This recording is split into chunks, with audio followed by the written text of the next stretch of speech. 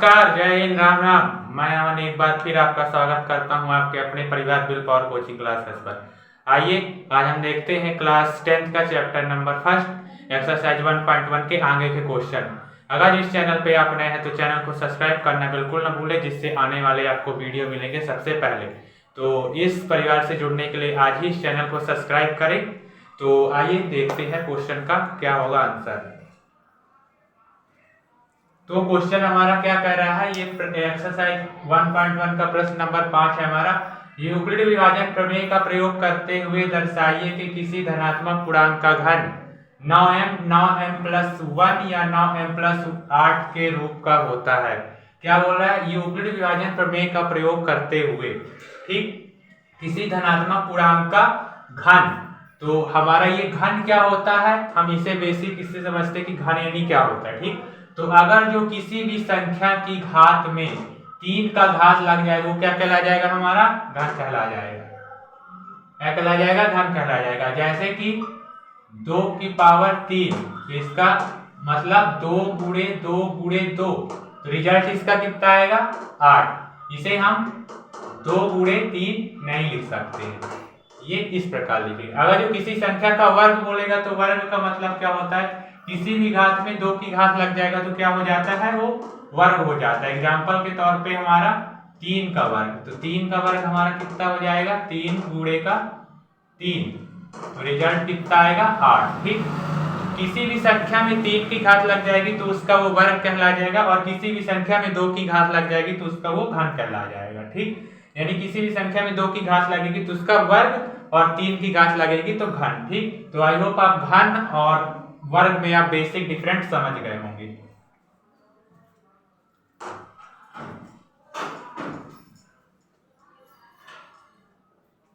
तो इस क्वेश्चन को करने के लिए सबसे पहले हम यूक्लिड विभाजन प्रमेय का प्रयोग करते हैं। तो यूक्लिड विभाजन प्रमेय क्या होती है हमारा, इसे सॉल्व करने के लिए सबसे पहले क्या बोला है, यूक्लिड विभाजन प्रमेय का प्रयोग करते हुए दर्शाइए कि किसी धनात्मक पूर्णांक का घन 9m 9m+1 या 9m+8 के रूप का होता है। ठीक, तो सबसे पहले इस क्वेश्चन में हम मानेंगे, माना ए कोई धनात्मक पूर्णांक है। क्या बोला मैंने, सबसे पहले हम इस क्वेश्चन में मानेंगे, माना ए कोई धनात्मक पूर्णांक है। ठीक, तो इसके बाद यूक्लिड विभाजन प्रमेय हम लिखेंगे। यूक्लिड विभाजन प्रमेय से, यूक्लिड विभाजन प्रमेय से, यूक्लिड विभाजन प्रमेय हमारी क्या होती है, a बराबर BQ प्लस R। फिर से एक बार बता रहा हूं, भाज्य बराबर भाजक गुणे भागफल प्लस का शेषफल। ठीक, जहां R less than equal to B, यानी R का मान यानी शेषफल का मान हमेशा भाजक के मान से छोटा होगा। शेषफल का मान हमेशा भाजक के मान से छोटा होगा। ठीक, तो सबसे पहले हम इस क्वेश्चन में हम B ज्ञात कर लेंगे और R ज्ञात कर लेंगे, तो हम इस क्वेश्चन को सिद्ध कर पाएंगे। तो इसमें B क्या हो जाएगा हमारा, B का मान इसमें हम देखें कैसे, जिस पूर्णांक के रूप में हमें लिखना है। ठीक, तो पूर्णांक किस 9m के रूप में लाना है, इसमें 9m के रूप में लाना है। लेकिन इसमें काफी हमारा क्या रहता है, काफी कंफ्यूज लोग रहते हैं कि हम इसमें 9 ले या B का मान 3 ले। तो आज इसका देखें बेसिक, क्या हम इसे B का मान क्या ले सकते हैं, B का मान इसमें 3 लेंगे।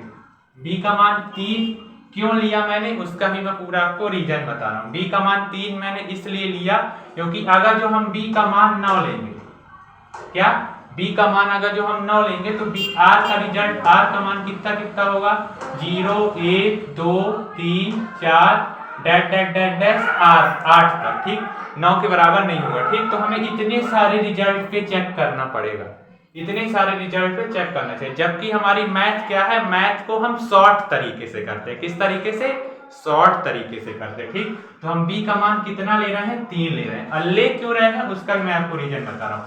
B का मान 3 इसलिए ले रहे हैं क्योंकि 9 पूरी तरह से डिविजिबल है, किससे, 3 से, पूरी तरह से डिविजिबल है। शेष हमारा कुछ भी नहीं बच रहा।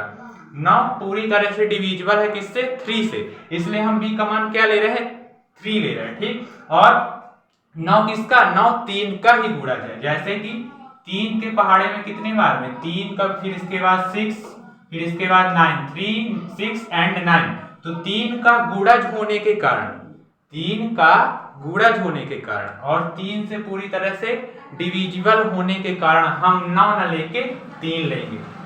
b का मान कितना लेंगे, 3 लेंगे, क्योंकि हमें शॉर्ट तरीके से करना, हम इतने लंबे इतना मान ना निकाल के हम b का मान कितना ले लें, अगर जो 3 ले लें तो r का मान कितना हो जाएगा, 0 1 2, ठीक, कितना हो जाएगा r का मान 0 1 और 2, ठीक। तो आई होप आपको ये समझ में आएगा हमने b का मान 3 लिया है, 9 क्यों नहीं लिया, क्योंकि 9 से पूरी तरह से 3 डिविजिबल है और 3 का गुणज भी है, 9 3 का गुणज भी है, ठीक। जैसे कि मैं आपको एग्जांपल के तौर पे बता रहा हूं, अगर जो कोई आपसे बोले कि अगर जो हमें 5 के प्रथम 3 गुणज लिखिए, 5 के प्रथम 3 गुणज लिखे, तो 5 के प्रथम 3 गुणज क्या हो जाएंगे, 5 10 और 15, ठीक। तो इसी प्रकार 3 के गुणज क्या है हमारा, 3 6 और 9, तो 9 पूरी तरह से डिविजिबल भी है और 3 का गुणज भी है 9, इसलिए हम 9 न लेके 3 ले रहे हैं, ठीक। तो आई होप आपको ये हम बेसिक पता चल गया होगा कि हम इसमें मान 9 न लेके 3 क्यों ले रहे हैं, ठीक। तो आप इसे स्क्रीनशॉट ले लीजिए, मैं इसे एक बार रफ कर दे रहा हूं।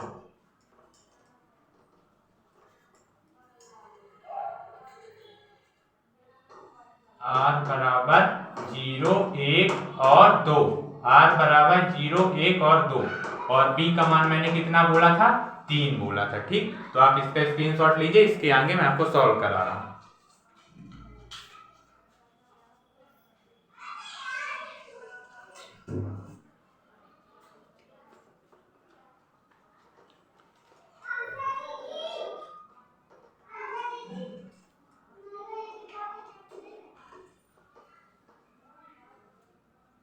तो सबसे पहले हम बारी बारी से इसमें मान रखते हैं यूक्लिड विभाजन प्रमेय। तो a की जगह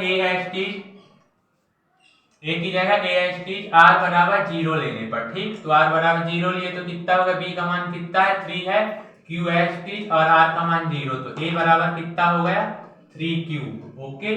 r बराबर 1 रखेंगे तो a 3q प्लस का 1, ठीक। इसी प्रकार a का मान r बराबर हम 2 रखेंगे तो कितना हो जाएगा, a बराबर 3q प्लस का 2, ओके। आई होप आपको ये समझ में आएगा। हमने खाली इसमें b की जगह कितना 3 रखा है और r की जगह एक बार 0, एक बार 1 और एक बार 2 रखा, ठीक। तो आइए हम इस क्वेश्चन को आगे देखते हैं। तो हम इसे समीकरण 1 मान सकते हैं, इसे 2 मान लिया और इसे 3 मान लिया, ओके।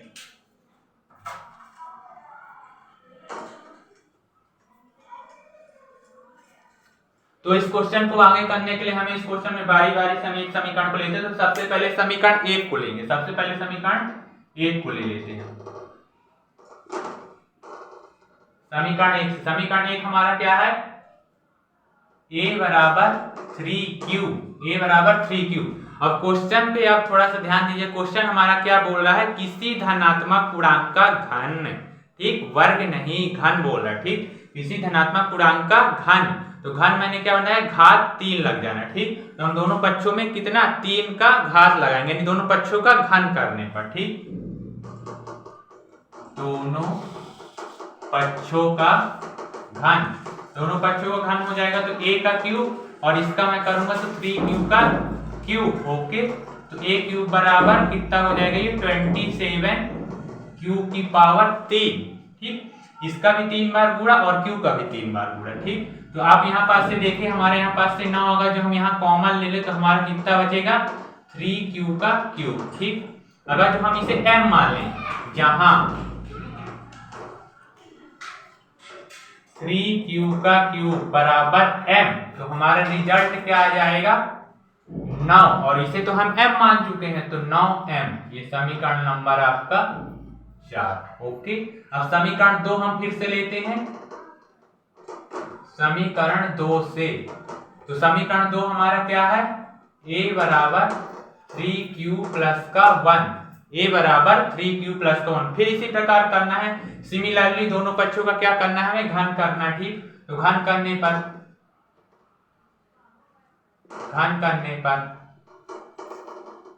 तो घन हम करेंगे तो हो जाएगा a का क्यूब बराबर 3q प्लस का 1, यहाँ इसका पूरे का क्यूब लगेगा। ठीक, क्या लगेगा, पूरे का क्यूब लगेगा। ठीक, तो हम इसे आगे सॉल्व करते हैं।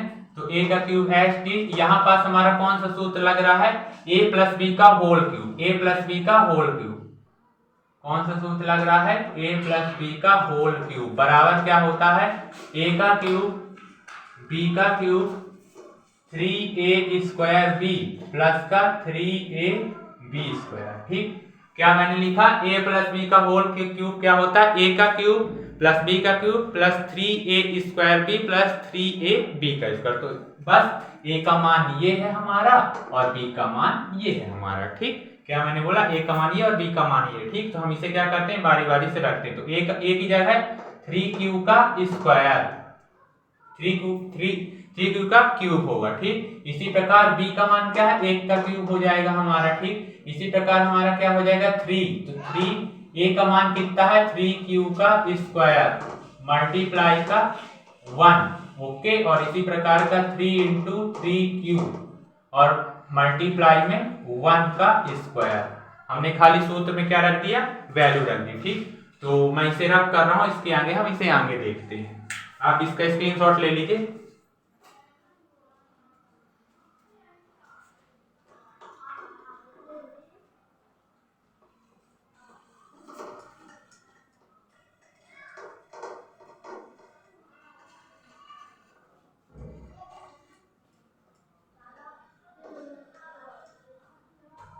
तो देखिए इसके आगे हमारा क्या हो जाएगा ये, तो सबसे पहले इसे जब सॉल्व करेंगे तो हमारा हो जाएगा ये 27 क्यू का क्यूब। ओके, इसी प्रकार ये 1 हो जाएगा और ये कितना हो जाएगा, 3 दूनी का 6 और 6 त्रिक का हो जाएगा हमारा 27।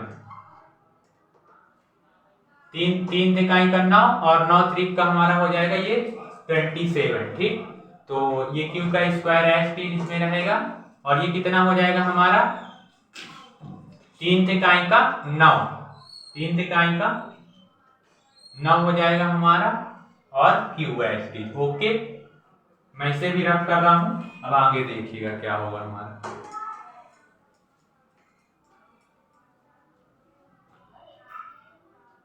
देखिएगा इसके आगे क्या होगा हमारा, इस 1 को हम सबसे लास्ट में लिख दे रहे हैं 27 क्यू का क्यूब प्लस का 27 क्यूब स्क्वायर, ये हो जाएगा आपका 9q और ये 1 आपका लास्ट में हमने लिख दिया।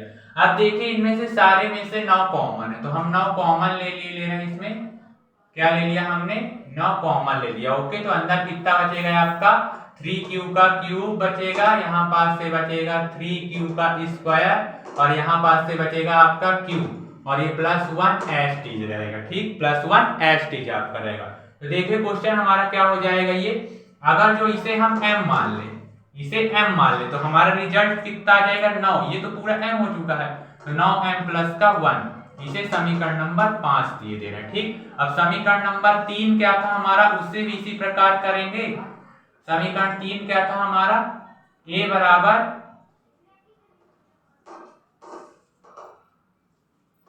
3q का प्लस का 2।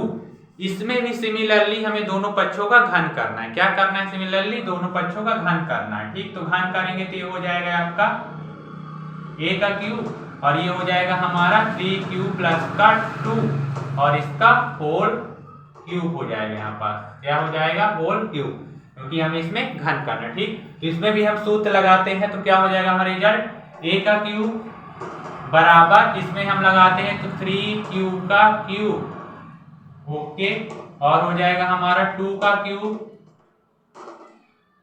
प्लस 3a स्क्वायर 3q का स्क्वायर इंटू b क्या है हमारा 2 है प्लस का 3 इंटू ab स्क्वायर, तो a हमारा 3q है और b का मान कितना है 2 का स्क्वायर हो जाएगा हमारा।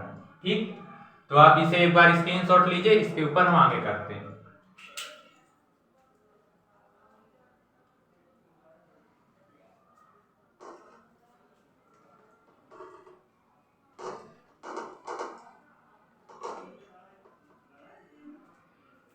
तो देखिए क्या हो जाएगा इसका रिजल्ट, 3q का स्क्वायर यानी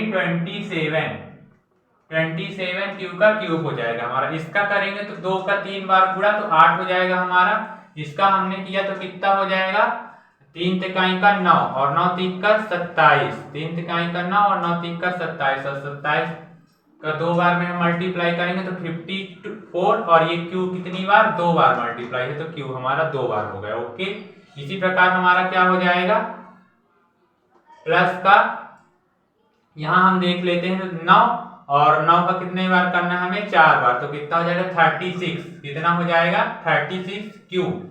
ओके, आ रही है आपकी बात, आ रही है आपको बात समझ में। इसका हमने क्या, इसको हमें सिंप्लीफाई कर दिया पूरा, क्या जो वैल्यू थी उसे हमने क्या, उसे पूरा खोल दिया। ओके, तो ये हमारा रिजल्ट आ गया। अब इसमें से हम क्या करते हैं, इस 8 को हम लास्ट में लिख दे रहे हैं, 27 क्यूब प्लस का 54 क्यूब का स्क्वायर प्लस का 36 प्लस का 36 क्यूब और ये प्लस का 8।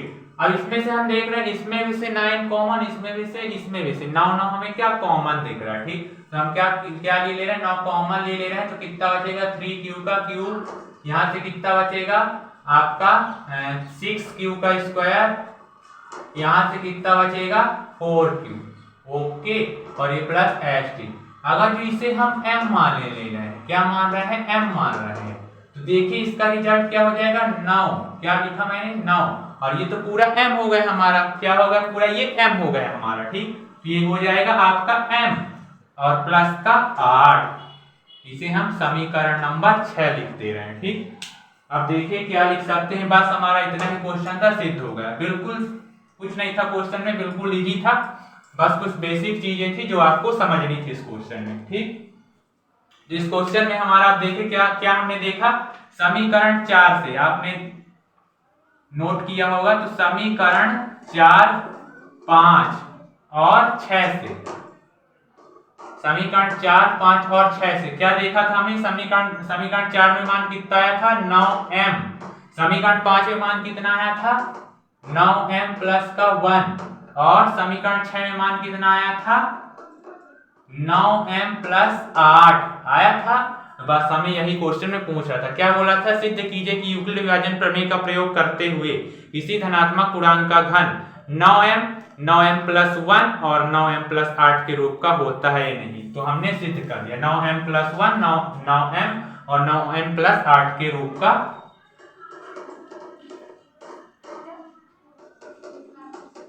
होता है। ये हो गया आपका क्वेश्चन प्रूव। तो आप इसका स्क्रीनशॉट ले लीजिए, बस इतना ही क्वेश्चन था, हमने कुछ नहीं किया, बस यूक्लिड विभाजन प्रमेय लगाते हुए इस क्वेश्चन को सिद्ध कर दिया। तो आप इसका स्क्रीनशॉट एक बार ले लीजिए।